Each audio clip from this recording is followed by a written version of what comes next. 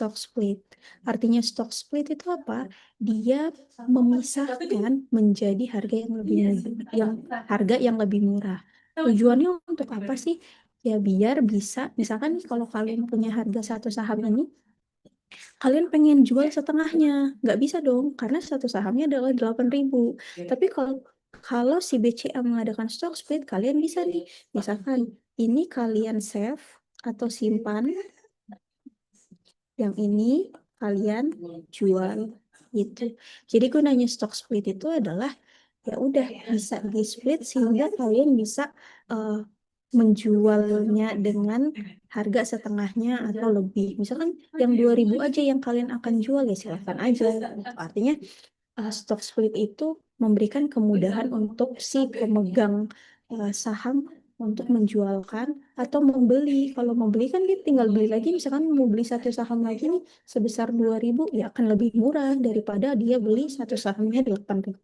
Ini per lembar ya, bukan per lot. Jadi ini per lembar. Misalkan kalian mau beli per 10 lembar ya berarti 80.000 begitu. Terus kalau misalkan dia stock split berarti dia lebih murah. Jadi kalau 10 lembar kalian bisa beli, kalau ketika di split ya udah 20.000 gitu. Jadi nggak lebih mahal 80.000 seperti itu. Itu namanya stock split. Nah, itu biasanya akan dilakukan oleh perusahaan. Jadi ada stock split, ada yang namanya dividen gitu. Ya, lanjut. Kita ke dividen dulu. Apa itu dividen? Ada yang bisa jawab dividen itu apa?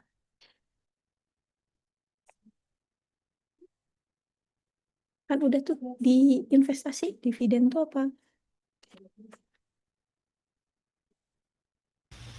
Izin menjawab Ibu. Mhm. Kalau dividen itu adalah laba atau keuntungan yang didapatkan oleh pemilik saham itu. Oke. Ada lagi yang lain? Dividen itu apa?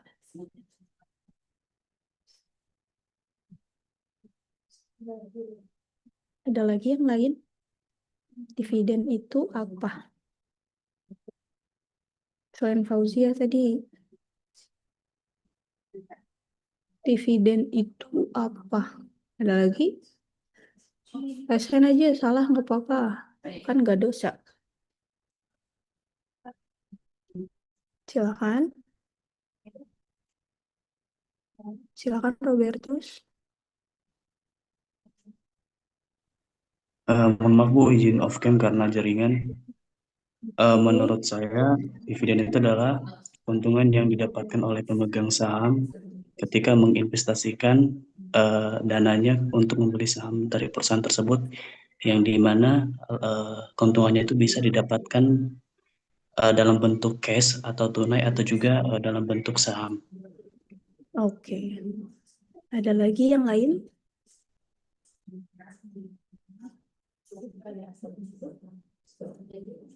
Ada lagi yang lain? Oke. Jadi dividen itu intinya apa sih sebenarnya?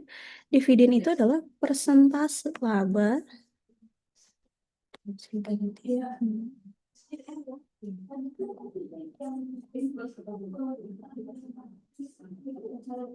Laba atau keuntungan ya, persentase laba atau keuntungan yang dibagi ke pemegang saham.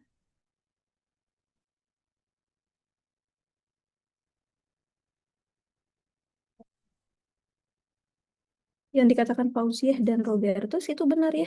Jadi sebenarnya adalah persentase laba atau keuntungan yang dibagi ke pemegang saham. Laba yang dibagi oleh perusahaan itu laba apa? Laba bersih. Jadi laba bersih di perusahaan ini ada dua keperuntukannya. Ada yang namanya retain of earning, tahu retain earning?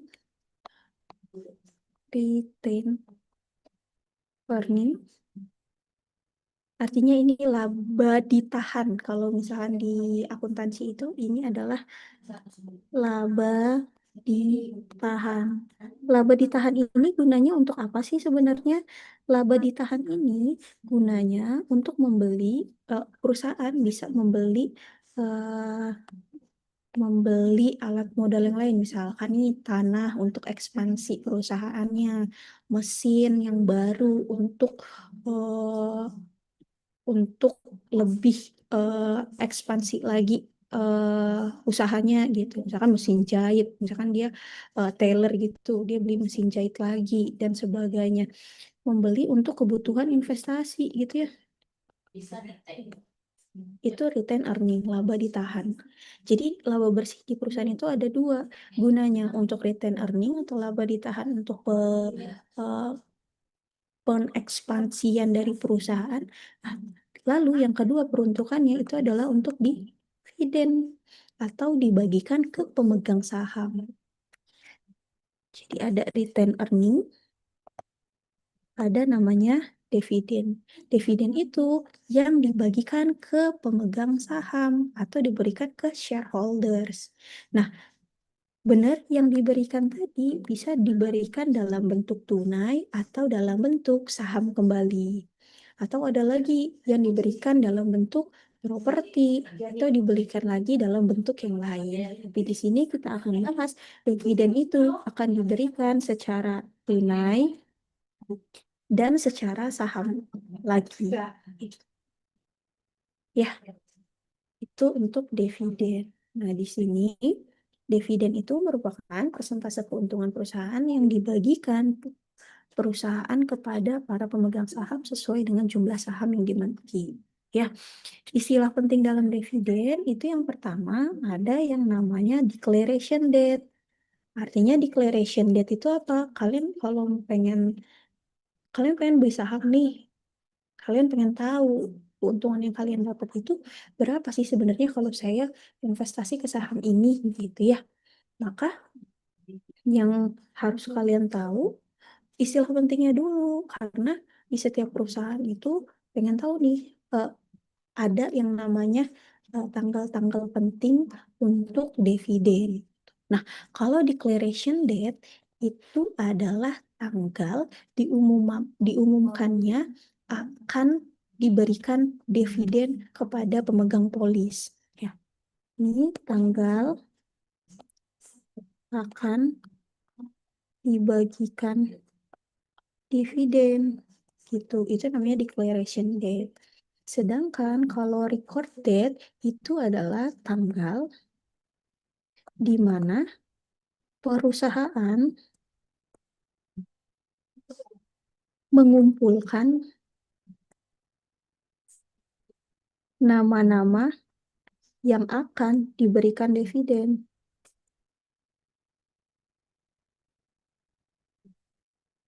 Gitu. Terus kalau cum dividen apa? Ini adalah tanggal terakhir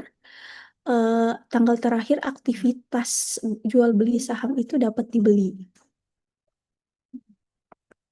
Tanggal terakhir aktivitas saham dibeli sebelum pembagian dividen. Artinya gini nih, saya gambar garis bilangan. Misalkan di sini adalah cum dividennya. Yang akan dibagikan dividen itu cuma yang sampai sini doang. Cuma sampai sini doang dia beli si sahamnya. Kalau lebih dari cum dividen itu namanya tax dividen. Artinya setelah misalkan tanggal cum dividen ini tanggal 7, sedangkan tanggal ex dividen 8. Tanggal 7 dia masih boleh beli saham, sehingga dia dapat dividen. Tapi kalau misalkan tanggal 8, dia udah nggak dapat dividen lagi. Berarti perbedaannya? Itu ya, jadi cum dividen itu tanggal terakhir aktivitas jual beli saham sehingga dia bisa dapat dividen. Kalau ex dividen itu adalah tanggal ketika dia tidak dapat lagi dividennya. Misalkan dia tanggal 8 dia beli sahamnya, dia dapat dividennya ya udah ke periode kedepannya gitu. Dia tetap dapat dividen tapi nggak dapat dividen di periode waktu yang sampai cum dividennya. Begitu. Clear? Ada pertanyaan? Tidak ada? Oke. Kalau misalkan payment date apa? Ya udah ketika ini adalah tanggal ketika dividen dibayarkan. Ya, jadi tahu ya istilah-istilah tanggalnya itu yang akan di eh, tanggal-tanggal penting yang harus kalian pelajari untuk si dividennya. Jadi nanti soalnya bisa jadi nih oh dia declaration date-nya tanggal sekian, terus di record tanggal sekian, ininya sekian, diketahuinya apa, nanti kalian ngitung dividennya berapa. Seperti itu juga bisa. Jadi kalian udah harus tahu, oh declaration date itu apa, record date itu apa, cum dividen, ex dividen, dan payment date itu apa. Sampai sini ada pertanyaan? Tidak ada? Oke. Tidak ada? Kalau ada yang mau bertanya, raise hand aja ya. Kalau misalkan hmm, saya kecepatan bilang aja. Oke? Kita lanjut. Dividen. Itu tadi yang dijelaskan Roberto sebenarnya iya, dividen itu bisa dikembalikan dalam bentuk tunai atau cash dividen atau dia dalam bentuk saham kembali. Maksudnya tunai gimana? Ya udah, kalau misalkan em, dia kita invest saham, terus kita dapat dividennya tunai, berarti yang masuk ke kita itu adalah uang tunai gitu, bukan dalam bentuk saham lagi. Nah, ini cash dividen yang diperoleh oleh pemegang saham itu dalam bentuk cash. Begitu. Tapi kalau dia dividen saham, dia akan diperoleh dalam bentuk saham lagi. Jadi eh, bukan dalam bentuk cash. Maksudnya dalam bentuk saham lagi itu gimana? Misalkan ada perusahaan A, dia akan memberikan dividennya kalau misalkan ada 5 saham, si pemegang saham itu dapat 1 saham baru. Ini misalkan saham lama ya. Ini namanya saham baru. Misalkan perusahaan A gitu ya, PT A, dia akan membagikan dividennya dalam rasio 5:1 gitu biasanya. 5 saham lama, si pemegang polis akan dapat 1 saham baru. Begitu ya. Maksudnya 1 saham baru gimana? Ya iya, bukan dia dapat cash lagi, tapi dia dapat saham baru. Jadi nambah sahamnya tapi 1. Dengan perbandingan 5:1. Itu kalau misalkan dia sahamnya, dividennya itu dibagikan dalam bentuk saham kembali. Begitu. Nah, bedanya apa Bu? Kalau misalkan kita dapat dividennya cash atau dividennya saham. Enaknya kalau kita dapat dividen saham, itu kita nggak kena pajak penghasilan. Tidak kena pajak penghasilan. Tapi kalau dia cash, dia kena pajak penghasilan atau PPh. Katakanlah kalian dapat si dividen itu 500 juta, karena pajak penghasilannya itu gede juga dari 500 juta. Lumayan juga, tapi kalau misalkan dalam bentuk saham, dia nggak kena pajak penghasilan. Yang artinya ini sangat cocok sekali untuk investor yang jangka panjang. Ya, itu terkait cara pendistribusian si dividennya. Sampai sini ada pertanyaan. Pajak penghasilan itu apa? Biasanya PPh. Bisa kalian cari berapa persen PPh itu kalau misalkan untuk satu individu. Katakanlah ya 500 juta. Kalau 10% pajak penghasilannya lumayan juga 50 juta yang harus kita kasih ke 5 juta loh, 50 juta, 10% dari si 500 juta. Lumayan juga kita kasih ke negara. Kalau daripada seperti itu, mending kita dapat saham baru gitu kan ya. Bisa kita jual dan beli begitu. Ada pertanyaan nggak sampai sini? Belum ada? Oke. Kalau gitu kita ke langsung, karena kita mau belajar tentang model pergerakan harga sahamnya, kita harus belajar, bukan harus belajar, kita bisa mempelajarinya dengan model aliran dividen. Artinya model aliran dividen ini seperti apa? Model aliran dividen ini adalah metode penilaian harga saham. Metode penilaian harga saham yang berasumsi bahwa nilai intrinsik saham ditentukan oleh nilai kini dari seluruh dividen yang diharapkan atau diterima di masa depan. Jadi kita tuh pengen tahu kalau misalkan kalau dividen yang kita mau ini misalkan 5%, terus berapa harga saham yang harus kita beli gitu sebenarnya. Jadi eh, misalkan harga si BCA tadi 8.000, terus kita hitung nih dengan dividen yang eh, mau kita hitung. Misalkan kita pengen dari BCA itu kita dapat 5% dividennya. Berarti ya udah kita pakai model aliran dividennya, dia di atas atau di bawah nilai dari pasar si BCA-nya, nilai saham BCA-nya. Kalau di atas berarti dia overvalue, kalau di bawah itu namanya undervalue. Artinya apa kalau overvalue? Kalau overvalue itu berarti ntar aja belinya, tahan dulu. Tapi kalau dia undervalue, ya udah kita beli gitu. Kita pengen belajar tentang itu di model aliran dividennya. Misalnya ST itu menyatakan harga saham, ya.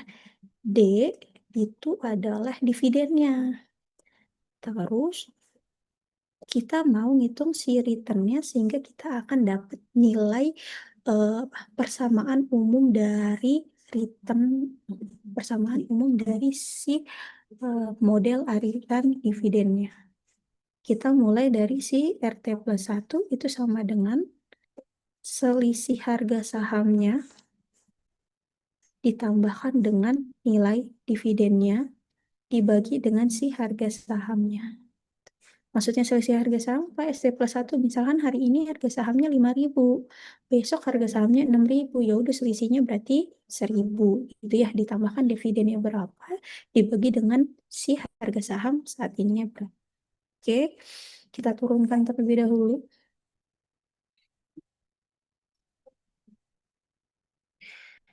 RT itu RT plus 1 itu sama dengan begini, maka si RT plus 1 dikali ST itu sama dengan ST plus 1 dikurang ST plus DT plus 1. Oke. Lalu si ST, aduh, ST dikali RT plus 1 ditambah ST itu sama dengan ST plus 1 ditambah DT plus 1. Betul? Oke ya.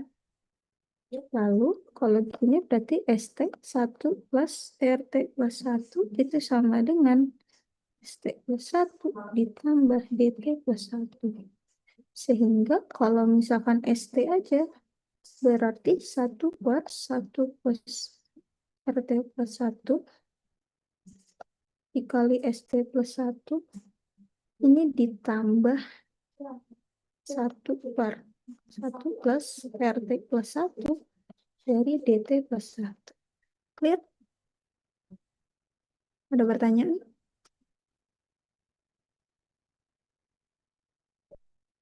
Ada pertanyaan? Tidak ada? Oke. Maka bentuknya itu adalah ini. Gitu ya. Ini kan tapi waktu ke T kan. Coba lihat. Ini adalah waktu ke T. Kalau kita buat waktu ke T plus 1, kita buat T plus 2, lalu kita ke T plus 3, apa yang terjadi? Ya udah tinggal kita ganti aja. Misalkan di sini ST plus 1. Makanya 1 plus RT-nya plus berapa? 2. Oke. RT plus 2. Yang di sini ST plus 2 juga. Yang ini juga berarti 1 plus RT plus 2. Yang ini DT plus 2. Lanjut lagi kalau misalkan dia ST plus 2, apa yang terjadi? Maka 1 plus RT-nya plus berapa? Plus 3, Bu. Iya, plus 3. Ini ST-nya juga plus 3. Yang ini lanjut lagi adalah 1 plus RT plus 3. Yang ini DT plus 3. Kalau misalkan, oke. Ini yang tadi ya. Kalau misalkan ST plus 3-nya gimana? Berarti 1 per 1 plus RT plus 4. Gitu kan ya? ST plus 4. Nah, 4 ditambah 1 per 1 plus RT plus 4. Di sininya DT plus 4. Kan gitu tuh kalau misalkan dia jalan. Nanti kalau ST plus 5-nya, plus 4-nya gimana? Lagi. Nambah lagi gitu kan ya. Nambah lagi seperti itu. Nah, apa yang terjadi kalau misalkan katakanlah ini persamaan pertama, ini persamaan kedua, ini persamaan ketiga gitu ya. 1, 2, 3 ini kita substitusikan ke persamaan 1. Persamaan yang ini nih. Yang saya kotakin ini. Oke, saya tulis lagi. Misal ST itu adalah 1 per 1 plus RT plus 1 dikali ST plus 1 ditambah 1. 1 plus RT plus 1. Oke. Dikali DT plus 1. Saya substitusikan ST plus 1-nya lagi. Maka di sini jadinya 1 per 1 plus RT plus 1. ST-nya saya substitusikan itu. Maka 1 per 1 plus RT plus 4. Kok plus 4? Plus berapa? Yang 1 ya. 1 plus RT plus 2 dikali ST plus 2 ditambah 1 plus RT plus 2 DT plus 2 ditambah 1 per 1 plus RT plus 1 DT plus 1. Ngerti nggak? Sampai sini ngerti nggak? Kan tinggal disubstitusikan aja kan? Ada pertanyaan dulu sampai sini?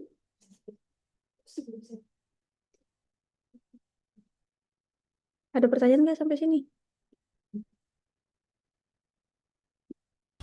Belum, Ibu. Oke. ST plus 1-nya kita substitusikan. Jadi aja apa dikali ini? Ya tinggal dikali aja substitusinya ya. Tinggal disubstitusikan, maka ini jadinya 1 per 1 plus RT plus 1 dikali 1 per 1 plus RT plus 2 ST plus 2. Itu kan ya? Tambah 1 per 1 plus RT plus 1 dikali 1 per 1 plus RT plus 2 dikali dengan DT plus 2 ditambah 1 per 1 plus RT plus 1 DT plus 2. Terus gimana kalau ST plus 2-nya saya substitusikan kembali? ST plus 2 kan udah kita cari nih di atas nih. Kita substitusikan kembali. Maka ada berapa? Lanjut lagi kan ini ya. Ini disubstitusikan. Lanjut lagi kan dia. Nanti kalau ST plus 3-nya disubstitusikan lagi. Lanjut lagi. Gitu kan ya. Kelihatan nggak polanya? Atau mau disubstitusikan dulu yang ST plus 2-nya? Coba saya substitusikan dulu ST plus 2-nya. K1, 1 plus RT plus 1 dikali 1 plus RT plus 2. Dia dikali ST plus 2-nya itu apa? 1 per 1 plus RT plus 3. ST plus 3 ditambah 1 per R1 plus RT plus 3 kali DT plus 3. Yang ininya ngikut gitu ya. Boleh nggak saya tulis ini C misalkan gitu. Ntar dibagusin ya tulisannya ya. Ngerti nggak sampai sini? Kan tinggal substitusikan, substitusikan lagi. Maka ini nanti akan 1 plus RT plus 1 kali 1 plus RT plus 2 dikali 1 plus RT plus 3. 1 plus R itu kalian tahu untuk apa sih 1 plus R itu? Yang kalian tahu, 1 dibagi 1 plus R. Apa namanya itu? Tingkat diskonto. Apa? Tingkat diskonto. Betul. Dia tingkat diskonto apa faktor diskonto? Faktor diskonto. Faktor diskonto. Karena tingkat diskonto D ya. Kalau misalkan faktor diskonto itu adalah V. Betul? Ya, misalkan kalian tahu bahwa si V itu adalah ini nih. Dia perkalian dari S sama dengan 1 sampai I, katakanlah seperti itu. Dari 1 per 1 plus RT ditambah dengan S. Jadi S-nya kan bisa 1 sampai dengan I, dengan bilangan I. Maka ada yang namanya si V. Oke. Kalau misalkan V-nya diketahui. Maka nanti si ST-nya ini tadi, ST-nya ini tadi itu adalah, kan ini perkalian nih. 1, 2, 3. Kan sebenarnya dia adalah perkalian dari S yang sama dengan 1 sampai dia berapa? 3 kan? Dari siapa? 1 per 1 plus RT plus S. Dikali dengan si ST plus 3. Nanti yang lainnya begitu. Ke sana. Sehingga nanti si ST-nya ini itu sama dengan si V yang tadi VI ya. Katakanlah VI karena I ini sampai I.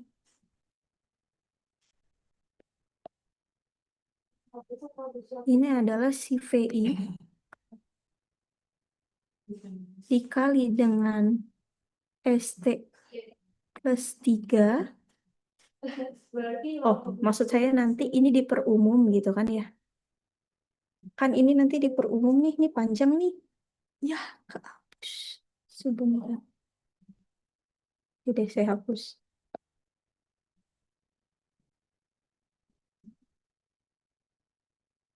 Ini jadinya kan dia sigma S sama dengan 1 sampai 3.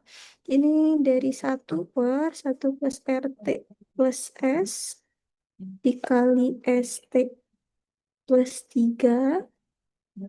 Nanti ini lanjut gitu kan ya. Tapi gimana kalau misalkan gak sampai 3 aja, tapi sampai 100? Apakah kalian hitung sendiri?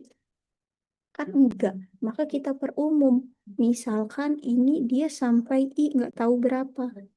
Kan kita pengen tahu kalau dia nggak sampai 3. Kalau dia nggak sampai 3, misalkan dia sampai suatu bilangan. Berarti dia ST ditambah suatu bilangan T. Maka ini akan ditambah lagi sampai dengan, ini kan coba lihat ini, bagian sini. Ini kali ini kali ini kali ini. Tuh. Terus ini kali ini kali ini kali yang ini kan? Ya enggak? Ya enggak. Maka VI juga kan ini. VI dikali dengan DT plus nggak tahu berapa, maka T. Tapi ditambah nanti di ujung sini nih ada nih. Kan ujung sininya selalu ada ya. Ada yang paling ujung itu nanti dia gimana nulisnya, itu nanti adalah VI dikali DT plus T tapi dikurang 1 karena ordernya pasti berkurang. Nanti ada lagi namanya VI, dia berkurang lagi. DT plus T dikurang 2. Ntar kalian pecah aja. Kalau nggak percaya, ini kalian pecah, apakah dia akan mengikuti pola seperti ini. Nanti tambah lagi sampai nggak tahu berapa. Sehingga nanti si ST-nya itu sebenarnya itu adalah CV, misalkan dia sampai T tadi maunya, ya udah VT dikali ST plus T, tapi ditambah, ini kan nanti ada gini nih, 2, 3, gitu kan ya.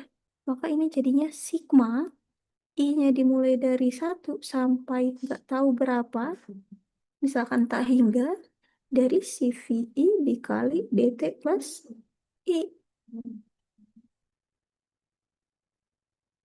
Nah, masalahnya di sini. Kalau misalkan T-nya menuju tak hingga, maka si VT-nya itu nanti akan sama dengan 0. Sehingga rumus per umum dari model aliran dividen itu hanya sigma I sama dengan 1 sampai tak hingga dari CVI dikali DT plus I. Ini adalah rumus umum dari si model aliran dividen. Cara bacanya gimana? Cara interpretasinya. D itu kan dividen tadi. Dividen yang diperoleh nanti akan difaktor diskontokan ke masa sekarang. Jadi present value dari nilai dividen yang diperoleh di masa depan. Gitu. Jadi gitu ya, gimana caranya kita buat model pergerakan harga saham tadi ke model aliran dividennya.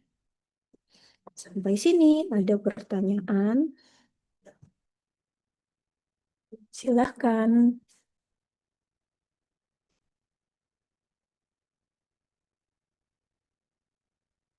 Ada pertanyaan sampai sini? Jadi kalian tahu gimana sih sebenarnya aliran dividen itu bisa diperoleh dari si nilai harga saham yang kalian ketahui tadi.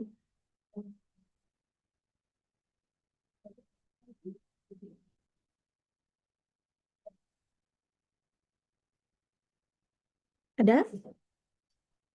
Sampai sini masih aman nggak?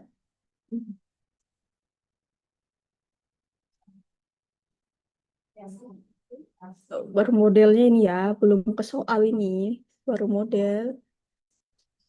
Oke, saya lanjut. Ini model umum dari si dividennya. Sebenarnya model dari aliran dividen itu ada 3.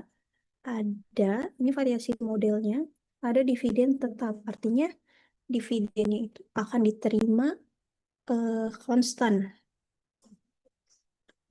Tapi nggak berubah. Yang ini dividen tumbuh konstan. Yang kedua itu dividen tumbuh konstan sebesar G setiap tahun. Lalu yang ketiga itu dividennya nggak konstan. Sebentar.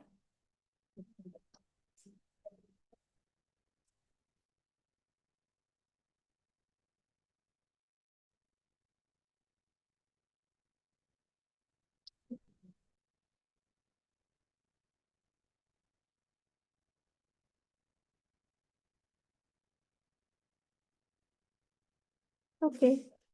Maksudnya dividen tetap atau tidak tumbuh itu gimana? Artinya ya udah dividennya tetap aja segitu. Padahal secara realistis, secara logika, dividen itu pasti akan berubah-ubah kan. Tapi di sini, di model ini, dia mengasumsikan bahwa modelnya itu dia tidak berubah-berubah, si dividennya itu nggak berubah-berubah. Jadi sebenarnya ini jarang dipakai karena kalau kita mau analisis, ya berarti harusnya si dividennya itu ya berubah-ubah gitu. Nggak mungkin dividen itu sama mulu gitu, ya. Maka itu yang dinamakan dividen tidak tumbuh atau dividen tetap. Rumusnya, sebentar.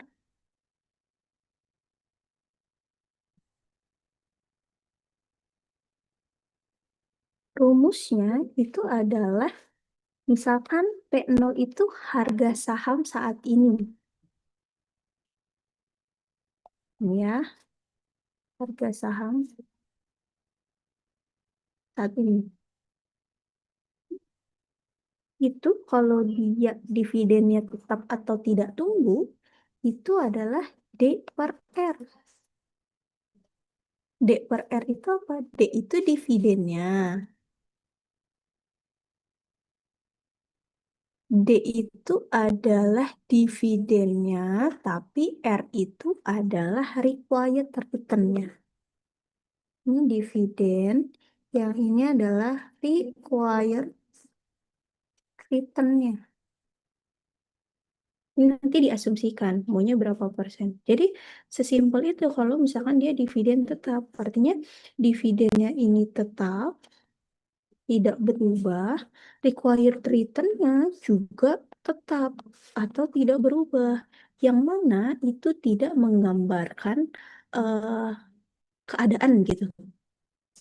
R itu kan biasanya bunga ya, kalau di kita ya. Bunga itu kan pasti berubah-berubah kan.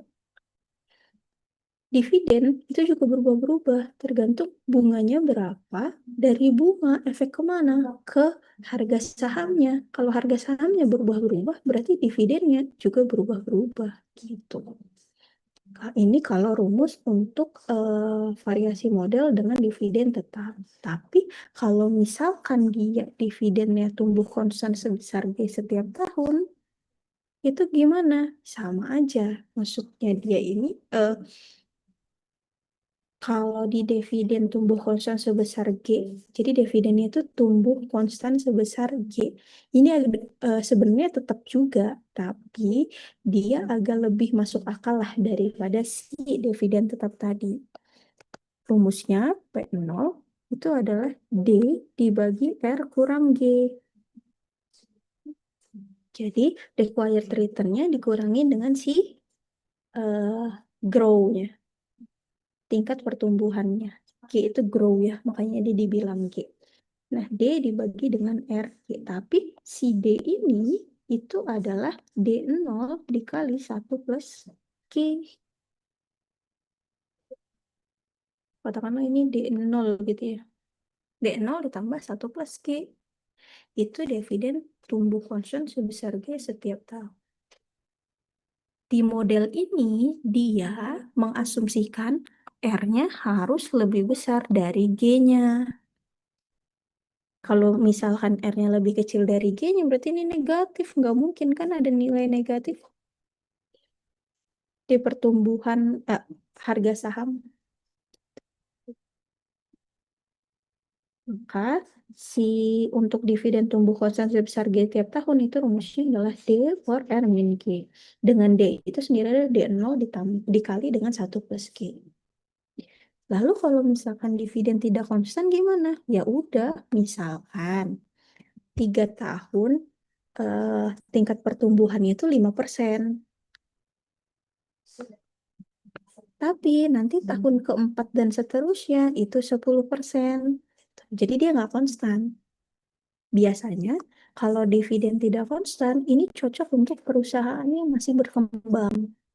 Artinya masih berkembang itu seperti apa? Ya dia belum stabil. Di awal-awal tingkat pertumbuhannya 5%. Nggak taunya nanti dia stabilnya di 10%. Misalkan gitu naik. Atau bisa jadi dia turun.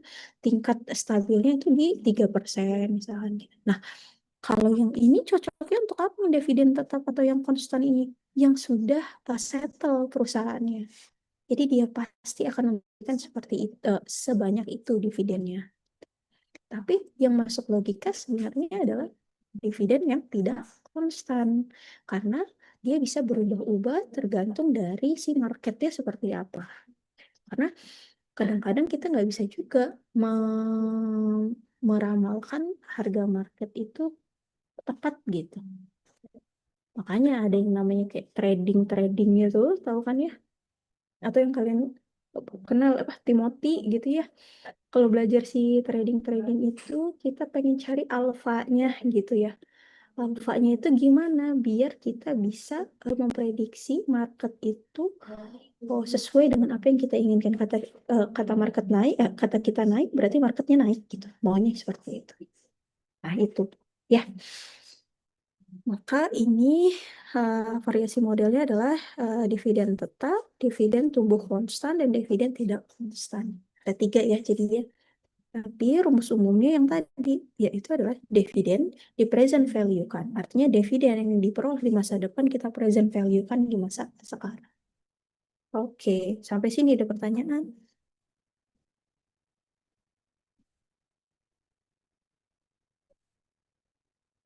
Ada pertanyaan nggak? Ini akan menarik ketika kalian beneran nyoba trading ya. Kayak trading robot gitu. Terus kita apa? Kita ambil dividennya dapat berapa gitu kan ya. Terus kita prediksi dividen 5 tahun ke depan kita sebenarnya dapat segitu nggak? Gitu. Terus secara kasarnya kan bisa seperti itu ya. Karena yang bisa kita prediksi kan harga saham bisa kita prediksi. Tapi yang lebih menarik adalah memprediksi hasil imbal hasil sahamnya. Karena terserah harganya berapa, yang penting saya dapat berapa gitu kalau pemegang saham. Ya kan? Dia nggak penting tuh harga saham mau berapa, yang penting saya dapat berapa nih. Saya dapatnya untung atau enggak gitu. Ya, ada pertanyaan sampai sini? Tidak ada. Masih aman? Oke, kita ke contoh soal untuk variasi modelnya. Ya, silakan dibaca dulu.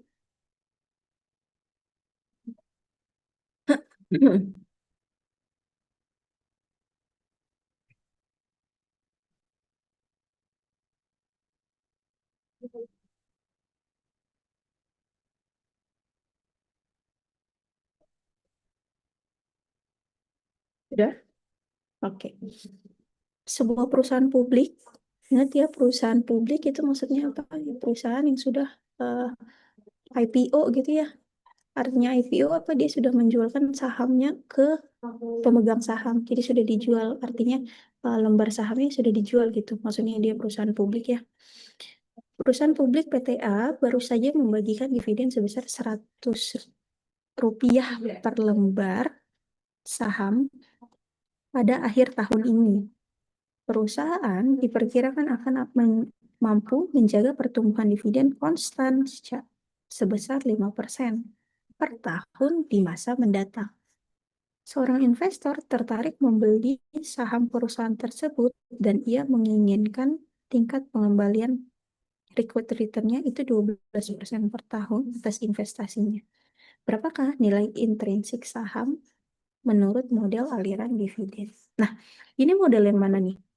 Dividen tetap, dividen tumbuh konstan, atau dividen tidak konstan dulu yang harus dianalisis.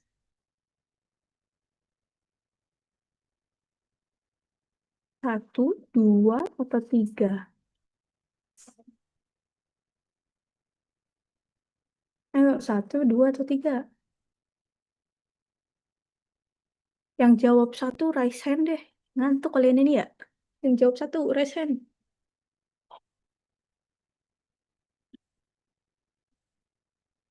Nggak ada yang raise hand.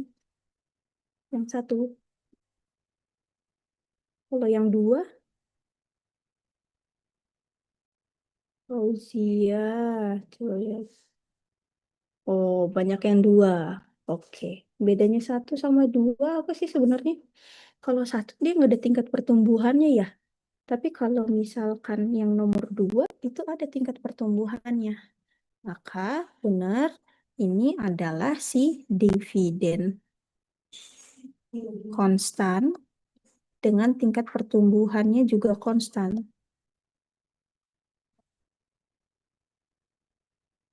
Tumbuhan konstan.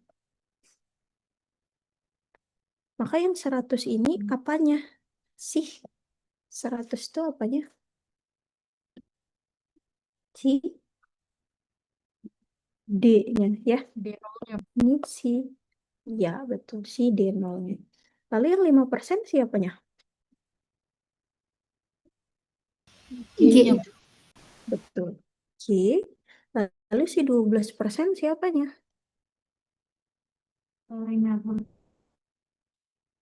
Apa? R-nya, Bu. Iya, required return-nya. Maka ya udah kita substitusikan ke rumus yang ini ya. Yang tadi bahwa si nilai intrinsiknya itu P0 itu adalah si D0 dibagi dengan si R dikurang G. Kok D0? Maksud saya D1 D aja gitu ya. Ya boleh D1 juga boleh. Ya, sama. R dikurang G.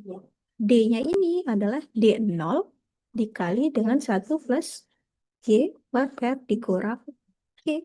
Ingat, kita lihat, kita identifikasi bahwa si R-nya ini lebih besar daripada si G-nya. 12% lebih besar dari si 5%.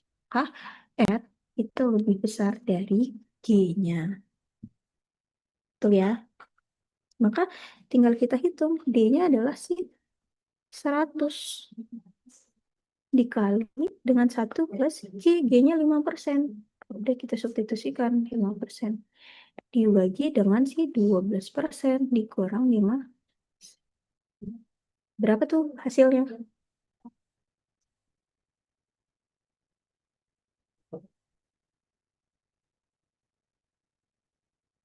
Yuk, hitung yuk. Berapa? 1.500, Bu. 1.500.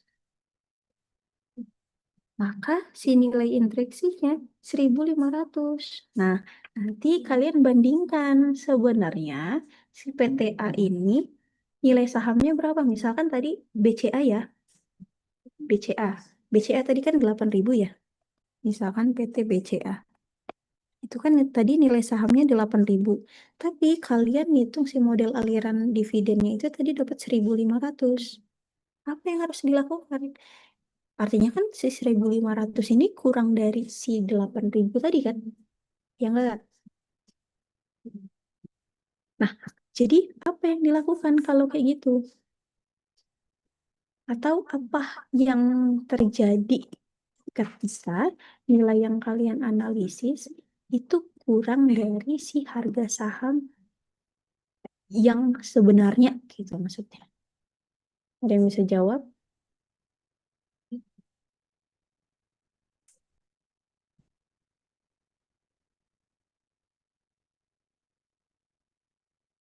Ayo, ada yang bisa jawab?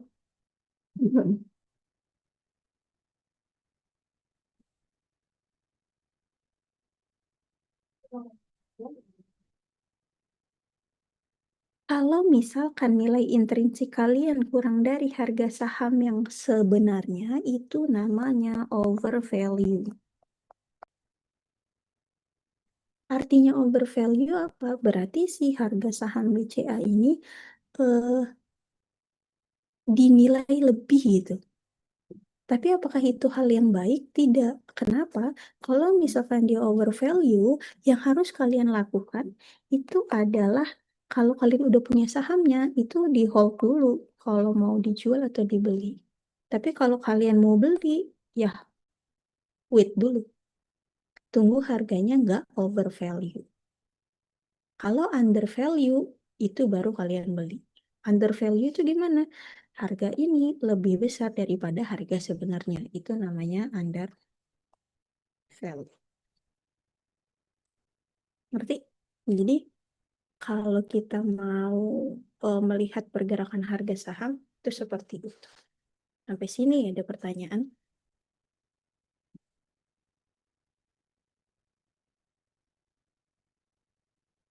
Ada pertanyaan nggak?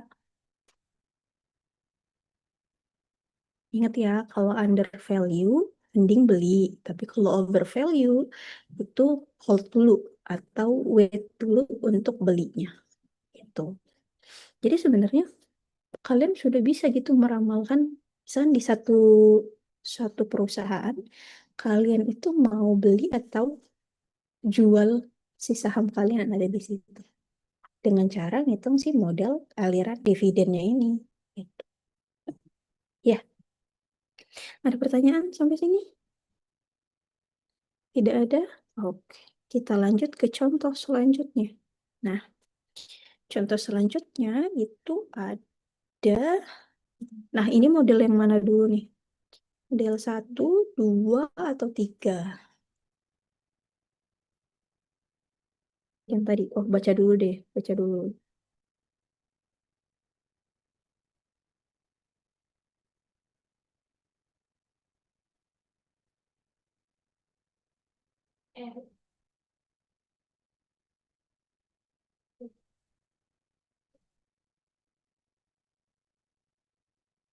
Yang mana jadi? Model 1, 2, atau 3?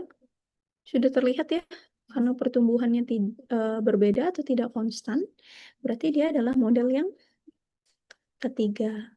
Artinya pertumbuhannya itu pertumbuhannya berbeda, itu ya, tidak konstan. Intinya dividennya itu tidak konstan. Dilihat dari mana? Si G-nya ini. G-nya ini nggak selalu 20%, dia turun ke 6%. Gitu. Gimana cara ngerjainnya? Yo, ada yang bisa? Diketahuinya dulu deh. Si 50 siapanya? D-nya itu. Yap, D-nya atau D0. Jadi itu saya kasih rumus kan? Oh, belum. Ini D0-nya. Terus si 20% itu adalah, ini namanya G1 ya, udah ditulis itu. Ini G1, pertumbuhan pertama.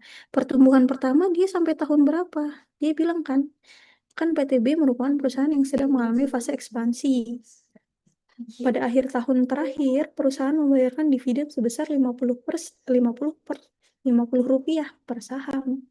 Manajemen memperkirakan dividen akan tumbuh cepat selama 3 tahun pertama karena ekspansi dengan laju G-nya 20%. G1 itu 20% untuk 3 tahun pertama. Tapi katanya mulai tahun keempat perusahaan memasuki fase yang lebih stabil. Sehingga laju pertumbuhan dividennya melemah menjadi G2. G2 itu 6%. Itu dari tahun keempat sampai nggak tahu berapa, ya gitu kan ya. Sampai tak hingga, katakanlah seperti itu. Seorang investor menggunakan tingkat pengembalian yang disyaratkan atau R atau required return-nya itu adalah 12%. Maka ini R-nya.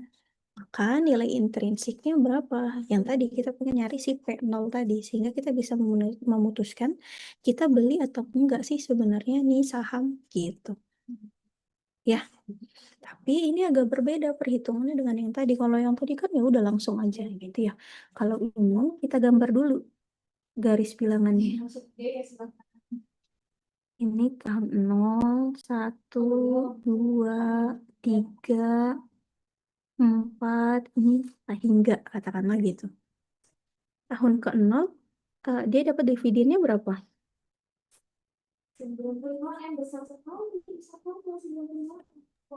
Berapa? Kan tadi ini 50. iya betul. Ini 50. Ini kan D0.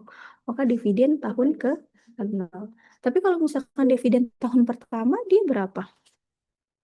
Ini katakanlah D0, D1, D2, D3, ini D4, dan seterusnya. Kalau dia dividen tahun pertama, berapa?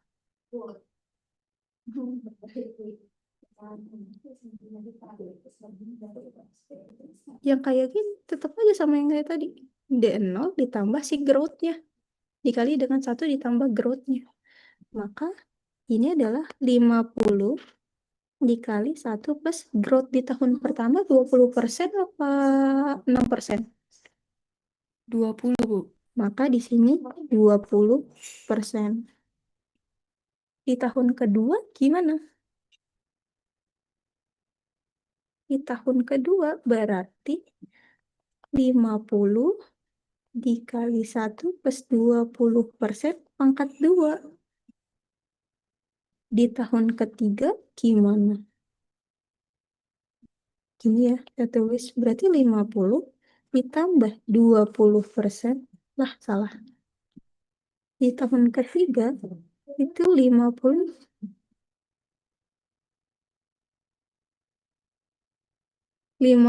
dikali 1 plus 20% pangkat 3. Ngerti nggak sampai sini? Bu, kenapa dia pangkat 2 pangkat 3 ya? Kan hasil dividen di sini menjadi dividen di sini dikali dengan satu ininya lagi kan? Katakanlah ini 50 nih. Ini kan D0-nya 50, D1-nya berapa? Berarti 50 dikali 1 plus 60, Bu. berapa? 60. 60. Oke, berarti D2-nya sebenarnya kan 60 dikali 1 plus 20% kan? Ya enggak? Berapa dia? Sebesar? Berapa hasilnya? 72, Bu. Betul, 72. Berarti kalau D3-nya sebenarnya kan lanjutin lagi ya. 72 dikali 1 plus 20%. Berapa dia?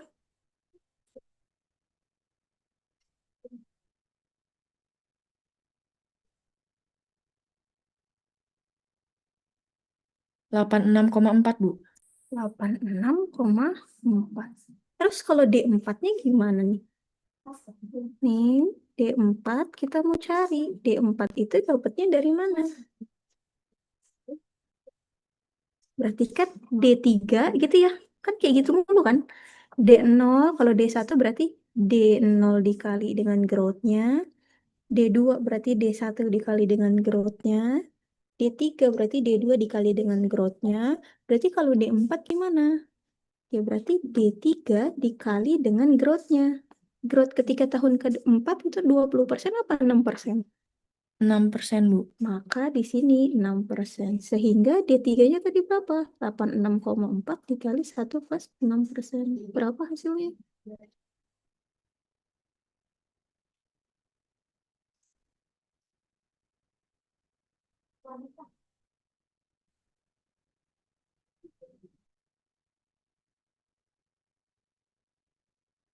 Sembilan 91,584, Bu.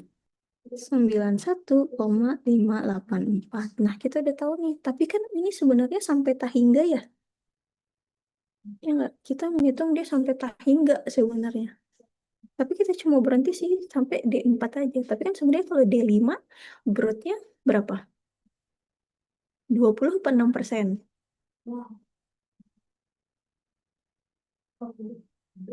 Growth dia ketika tahun kelima berapa?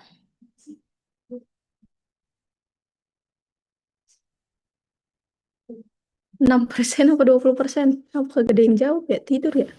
6%, Bu. 6% bukan, Bu? Betul, 6%. Ya berarti kalau dia sampai tahingga juga 6% ya. Ingat ya, berarti 4 sampai dia tahingga itu adalah 6%. Nah, kita pengen cari si P-nya tadi kan. Tapi kan semua ini mau kita present value kan ke titik sekarang nih. Ini mau kita present value kan, ini kita mau present value kan, ini present value, ini juga present value. Tapi kita mau nge-present value-in si harga sahamnya.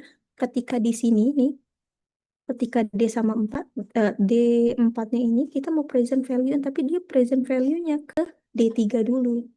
Kenapa? Karena sebelumnya dia itu sampai Tahingga. Ingat anuitas perpetuity di TSB, anuitas Tahingga sudah dilupakan sama kalian. Ada anuitas Tahingga, coba dibuka lagi. Artinya ini dari 4 ke Tahingga itu menggunakan annuity perpetuitas, perpetuity kalau bahasa Inggrisnya itu annuity perpetuity. Sehingga kalau kita nyari si harga saham tahun ketiga, ya, kalau kita nyari harga saham tahun ketiga, itu berarti kita makanya dividen tahun keempat dibagi dengan R dikurang G. Sama kayak tadi. D4 tadi kita udah dapat. D4 tadi berapa? 91,58 dibagi dengan R-nya. Required return-nya berapa? 12% dikurang. Growth-nya ini kita pakai 6% atau 20%?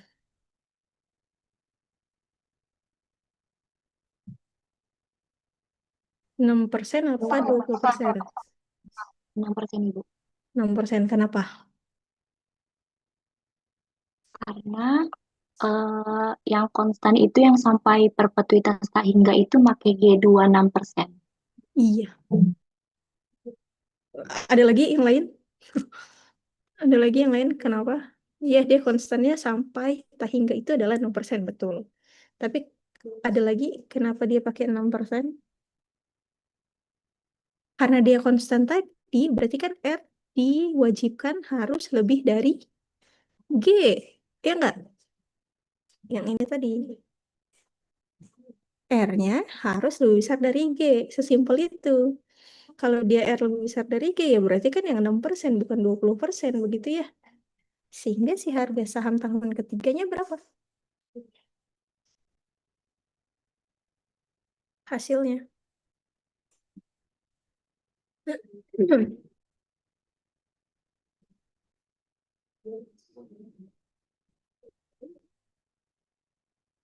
1.526,4, Bu. 1.526,4. Ini tahun ketiga. Apakah sudah selesai? Belum, karena kita mau present value kan semua nilai dividen dan si harga sahamnya. Kalau dia nggak konstan tuh, berarti si D1 kita present value kan ke titik 0, D2 kita present value kan ke titik 0, D3 kita present value kan ke titik 0, lalu bukan dividen 4 lagi yang kita present value kan, tapi sudah si P3-nya yang kita present value kan ke titik 0. Sehingga kita cari dulu present value-nya. Present value dari si dividen pertama, misalkan gitu ya. Kalau dia tarik dari kanan ke kiri, dia pakai V atau pakai 1 plus I? Ingat nggak TSB? Kalau dari belakang ke depan, dia pakai 1 plus I apa pakai V? Dari belakang ke depan, bukan depan ke belakang. Betul. Apa? V atau 1 plus I? Ini nih V dari... bukan, Bu. Iya, pakai V ya. Jadi kalau dari belakang ke depan, itu dia pakai V. Kalau depan ke belakang, itu pakai 1 plus I. Ingat TSP. Maka kalau present value-nya, ya udah. Dividen tahun pertama tadi berapa ya? 60 ya. Berarti 60 dibagi 1 plus V, 1 plus R. Bukan growth lagi yang dipakai, tapi si R-nya. Yaitu 12%. Maka present value dari D1-nya berapa?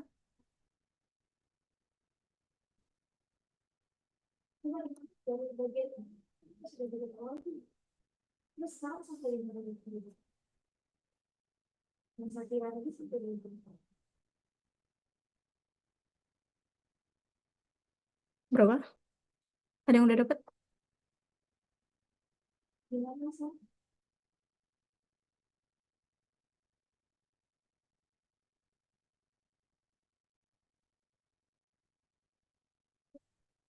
60 dibagi 1 plus 12%, ada yang udah dapat? 53,57, Bu.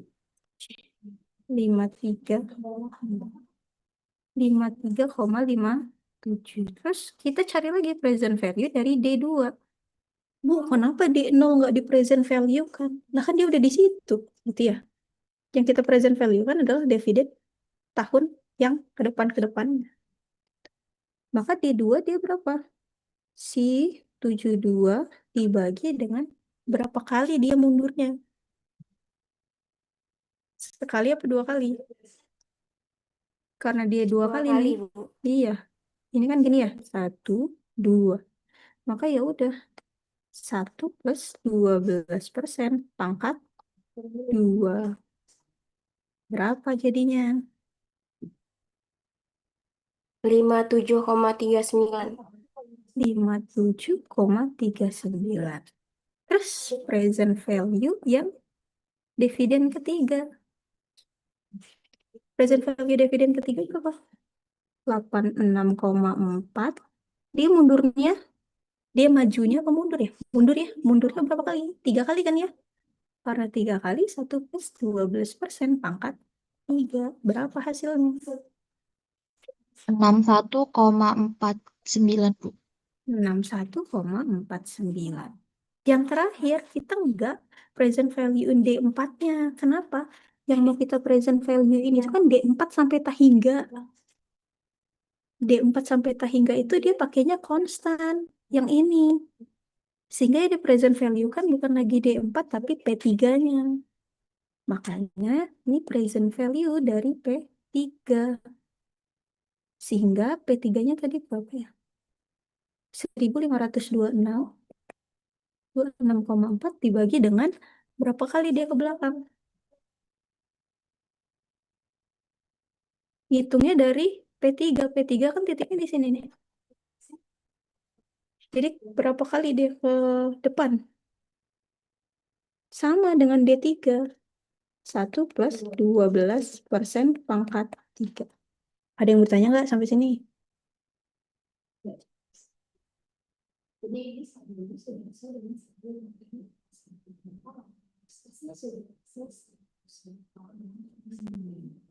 Berapa nih hasilnya? Ada yang mau ditanya nggak? Kenapa Bu dia pangkat 3? Kenapa dia nggak pangkat 4? Kan udah kita majuin tadi ke P3.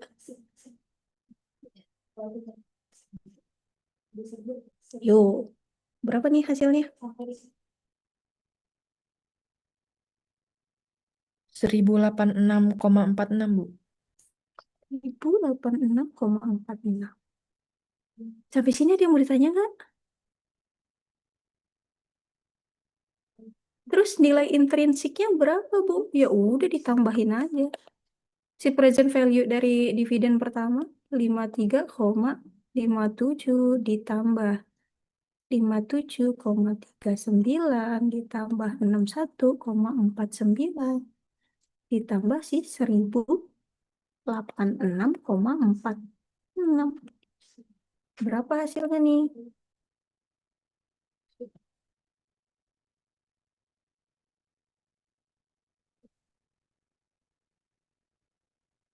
$1.258,91, Bu. 1258,91. Betul? Oke. Maka si nilai intrinsiknya atau si harga sahamnya sebenarnya adalah 1258,91. Gitu kalau dia pakai dividen yang tidak konstan. Bu, bisa nggak nanti misalkan G1-nya 20%, G2-nya 6%, G3-nya 7%? Iya bisa juga. Jadi 7% sampai tahingganya dia pakai yang konstan ini, yang ini nih. Ini. Nanti yang 20, yang G1, G2-nya hitung kembali gitu. Jadi present value-nya ngikutin itu. Jadi dia bukan 2 aja growth-nya, bisa berkali-kali kalian ngitungnya gitu. Ngerti nggak sampai sini? Ada pertanyaan? Bu, izin bertanya, Bu. Mm-mm. Itu untuk di D0-nya itu berarti nggak ikut diperhitungkan ya, Bu? Tidak, 50-nya tidak yang kan di kita nge-present value T kan. sama dengan 0. Mm-mm. Enggak, Joy. Jadi kita nge-present value kan dividen yang di masa depannya saja. Itu yang jadi nilainya. Tapi yang sekarang itu nggak ditambahkan. Itu sebagai acuan saja. Oke, Bu. Masih, Bu. Oke. Ada pertanyaan lagi? Izin bertanya, Bu. Mhm. Yang nilai P3, kalau Ya, misalnya kan itu kan dia pangkat 3 karena tadi udah dibawa ke nilai D3 ya, Bu, ke iya, P3 ya, sehingga betul. cuma berpangkat 3. Kalau misalnya dia nggak dibawa ke D3 langsung ke belakang, Bu, ke D0 misalnya, apakah pangkatnya bisa menjadi pangkat 4 jadi? Dia nggak bisa langsung dibawa ke nol. Karena kan ini perpetuitas yang tak hingga ya, yang ini nih, di bagian mana nih saya gambarnya. Ini nih, gambar ini hanya bisa kita present value kan satu di depannya. Begitu. Jadi dia tidak bisa langsung ke nol, nggak bisa. Makanya kita present value kan ke titik 3 terlebih dahulu. Begitu, Kalau Robertos. misalnya ke titik 2 bisa nggak, Bu? Enggak. Dia satu titik di depannya saja. Masih, Bu. Oke. Ada lagi?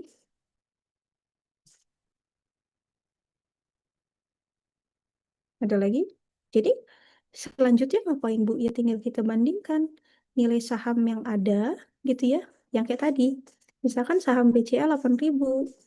Terus ternyata kalian pakai apa variasi model dengan growth yang tidak konstan itu dapatnya 1.258. Ya berarti apa yang dilakukan? Hold dulu kalau kalian sudah punya sahamnya. Kalau kalian mau beli sahamnya ya wait dulu karena di sini dinilai sebagai over value bukan under value.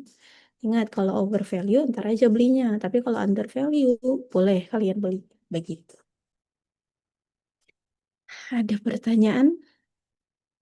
Udah mulai pusing? Mudah kan? Seru kan? Ngitung-ngitung saham orang, bukan punya kita.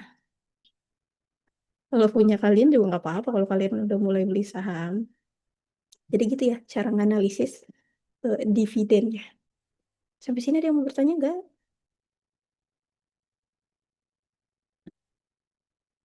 Tidak ada? Oke. Serius? Tidak ada? Saya stop share dulu. Ada yang mau bertanya nggak? Izin bertanya, Bu. Oke.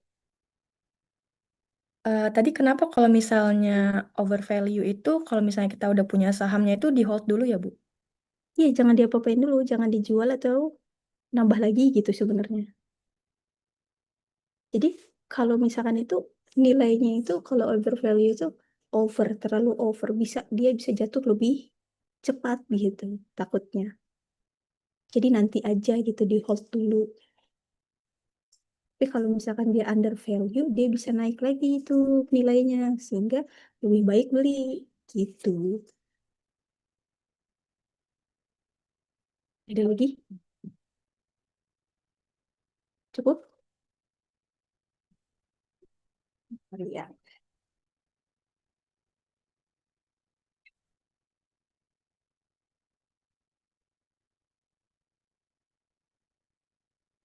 Lalu saya buat ininya nih. Codingan untuk kita ngitung model aliran dividennya. Hmm, Nanti silahkan kalian bentar. Kalian nanti kalau misalkan kuliah kapsel di minggu ketiga, setiap minggu bawa aja laptopnya ya. Ada yang nggak punya laptop, ntar bilang aja bisa bareng sama temennya. Sebentar ya. Hmm.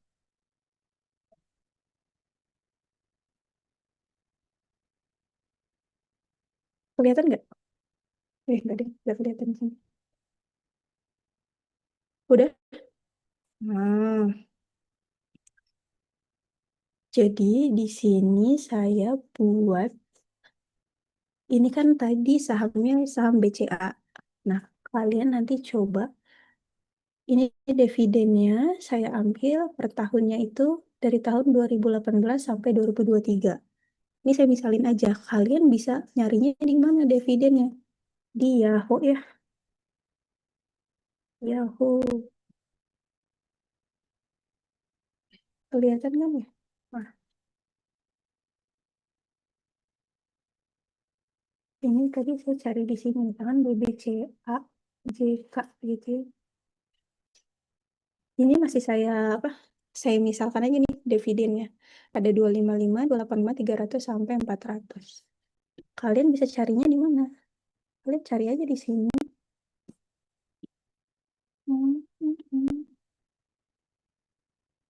Kok gini ya? Sebentar. Ini kalian cari di historical datanya. Nah, di sini kalian pilih dividen only. Tanggalnya sampai tanggal berapa? Diatur aja di sini. Itu untuk ngisi si dividennya ini nih. Kalian mau tahun berapa sampai tahun berapa? Silahkan aja. Ini dicoba ya nanti ya. Ini jadi tugasnya. Oh, kelihatan kan? Oh, saya salah mencet, kirain nggak kelihatan. Nah, terus nanti dibuat seperti ini. Nah, harga pasar tadi pagi saya lihat 8.100. Tadi udah ganti jadi 8.000. Nah, tergantung kalian mau pakai harganya itu per tahun berapa ya? Per hari apa? Tulis aja di sininya. Nih, nah ini udah saya coding. Kalian bisa cari si eh, pakai yang konstan atau pakai yang growth-nya berbeda. Kalau kalian mau ganti growth-nya, tinggal diganti-ganti aja di sininya. Ya, jadi nanti hasilnya seperti ini.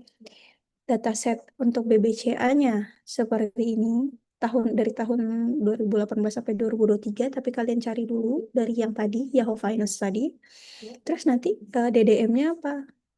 DDM itu ini ya, bahasa Inggrisnya dari model nih, model aliran dividen, diskon dividen model namanya tuh. Makanya dia DDM. Nah, nanti hasilnya, oh, kalau dia pakai zero growth, dia 3.000. Kalau pakai garden growth atau yang konstan, growth-nya konstan itu 16.000. Tapi kalau di growth-nya pakai 2, kayak yang contoh tadi, yang 20% sama 6% kayak contoh tadi, itu dapatnya 7.000. Sedangkan harga pasarnya 8.000. Apa yang harus kalian lakukan? Dia under value atau over value? Under value atau over value? Over value ya. Maka yang kalian lakukan adalah kalian hold dulu gitu. Itu yang harus kalian buat untuk tugasnya. Jadi kalian pilih saham apapun terserah. Tugasnya ya, ini untuk tugas ya.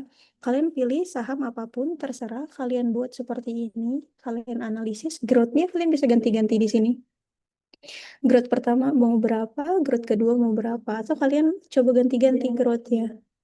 Berapa ya yang kira-kira dia bisa under value atau over value gitu misalkan. Terus, nah di sini kelihatan nih perhitungannya. Jadi kalian bisa ngitung secara manual kayak tadi, atau bisa ngitung juga seperti ini. Jadi kalian buat kayak gini, buat di satu halaman HVS, kalian analisis hasilnya. Ngerti? Ngerti? Nah, ini untuk analisis sensitivitas dari si growth-nya tadi.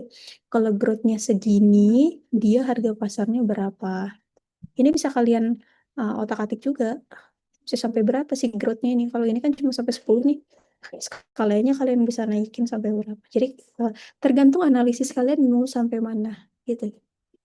Lebih lebih bisa dielaborasi, lebih bagus nilainya. Clear? Saya bilang tadi, tidak ada yang benar, tidak ada yang salah. Jadi, analisis semaksimal mungkin yang bisa kalian analisis. Tugasnya di satu halaman HVS. A4A4. Clear? Ada pertanyaan? Untuk tugas ada pertanyaan?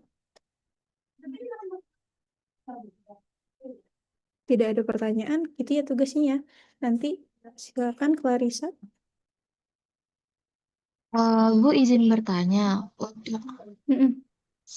untuk yang growth-nya itu diubah sesuai asumsi kita aja atau gimana?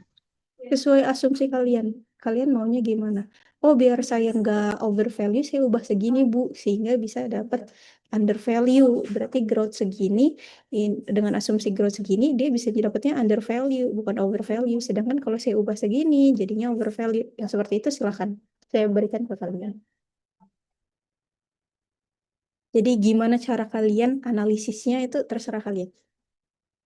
Tapi guide-nya yang tadi ya, yang sudah saya bilang, guide-nya adalah tujuannya adalah membandingkan harga pasar dari si sahamnya dan si model DDM-nya atau discount dividend modelnya.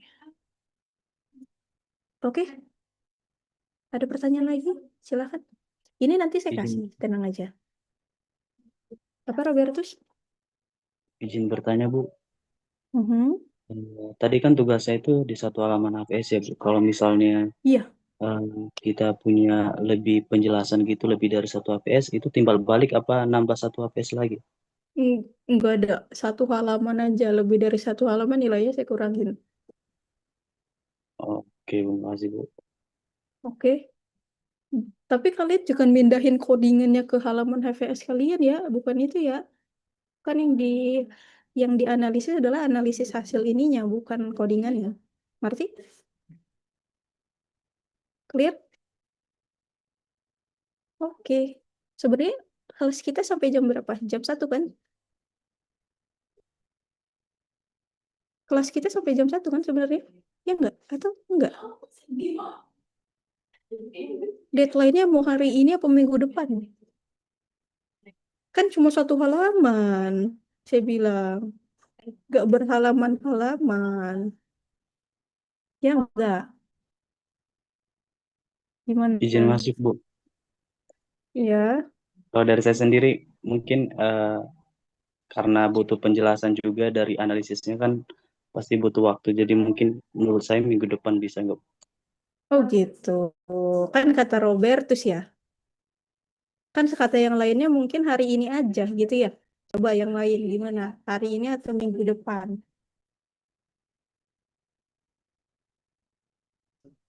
Save copy, save. Gimana? Downloading. Gimana? Minggu depan, Bu. Oh, apa Kevin? Hari ini? Gimana Kevin hari ini? Minggu depan, Bu. Minggu depan. Oh, minggu depan. Udah lagi? Kan itu menurut Kevin ya? Ada nggak yang menurutnya hari ini aja? Nggak ada sama sekali yang hari ini aja. Nggak ada. Ya ampun, ya udah. Minggu depan aja ya. Nanti akan saya kirimkan untuk codingannya, silakan dianalisis. Clear? Ada pertanyaan? Ada pertanyaan lagi? Untuk kuliah hari pertama cukup ya? Kan udah pusing ya? Udah pusing belum? Belum lah ya. Terlalu gampang ya? Enggak. Terlalu gampang kuliah saya? Enggak. Udah mulai pusing? Oke. Jangan lupa nanti akan saya bikin e-learning atau apa ya. Tapi ini saya kirimkan dulu lewat WA. Takut saya lupa. Saya kirimkan ke grup dulu untuk tugasnya. Silahkan dikerjakan. Tapi nanti selanjutnya mungkin akan saya buat e-learning ya. Sehingga nanti akan saya upload untuk materi dan tugas-tugasnya. Oke, ini akan saya hitung sebagai tugas individu ya. Silakan Robertus. Maaf, Bu, izin bertanya. Mhm. Dipastikan ini untuk tugasnya ditulis tangan atau bisa diketik juga? Diketik silakan. Diketik boleh, tapi kalau saya lihat ada bahasa chat GPT di situ saya kurang ya. Oh ya, baik Bu. Terima kasih Bu. Berarti kalau misalnya diketik nanti diserahkan dalam bentuk PDF ya Bu? Ya, nanti buat ini aja, apa namanya? Nanti saya buatkan link pengumpulan, jadi nggak usah di print ya. Nanti saya buatkan link pengumpulan, nanti akan saya koreksi di situ aja. Jadi nggak usah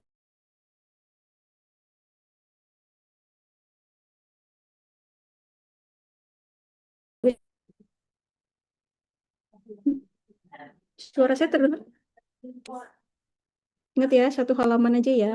Lebih dari satu halaman saya kurangi nilainya.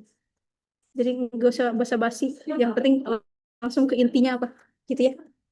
Oke, ada pertanyaan lagi silakan. Tidak ada? Oke, kalau tidak ada saya cukupkan untuk hari ini. Terima kasih. Semoga apa yang saya sampaikan menjadi manfaat untuk kalian. Saya akhiri perkuliahan hari ini.